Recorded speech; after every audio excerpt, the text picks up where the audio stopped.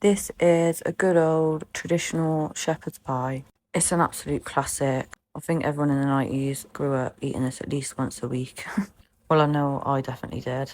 My nana's was the best, and I don't think I'll ever beat that, but I'm going to give it a good go. So I've got some Chantenay carrots, and I'm going to cut them up into 4 long ways and boil them. And then, of course, you need your mash, so I'm just using Maris Piper potatoes. I think they're the best potatoes for mash. That's just my opinion. I mean, any potato works just as good. So I'm going to put them into boil with a bit of salt. And now I'm going to do the lamb mince. You can obviously buy lamb mince in a pack, ready mince, but I had this joint of lamb, so I'm going to mince it up myself. Because I promise you, if you ever purchase one of these mincers, it is the best thing you will ever buy for your kitchen. My nan and grand used to hand mince their meat, but mincers have levelled up a bit since then, so got myself one of these, and I promise you, they are brilliant. I literally mince everything in there. If it can be minced, it's been in my mincer, trust me. So now I'm going to add the herbs into the pan. I've got parsley, black pepper, some garlic granules, and a pinch of salt in there. I'm going to brown that off and then add in an onion, and I'm doing all this on a medium heat. I'm going to put some peas in there as well, and then give it a good mix, ready to put the beef stock cube in. So I use 2 beef stock cubes and 200 ml of water for the sauce.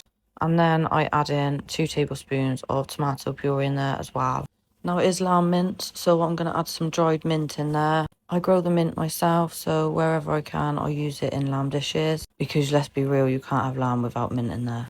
I've drained the carrots off now and put them in with the mint. And I did add a little bit of Bisto gravy just to thicken it up. That's ready, so I'm going to pop that in the dishes now. And this is a little trick my mother-in-law taught me. Pop a sprinkle of flour over the top and let it sit for 5 minutes, just so you get that skin on the gravy. And then we're going to go in with the mash. I always start with the edges and the corners and then fill it in from there. Don't worry if you get a few little leaks, because you can sort that out after. The key to good shepherd's pie is enough mash. I use the whole bag of potatoes for my mash, because the amount of times I've made a shepherd's pie and not had enough mash to fully coat the top is tragic. But we all learn from our mistakes, and too much mash is better than not enough. Putting some crispy onions on top there, a few tomatoes, and grating some Wookie whole cheddar cheese.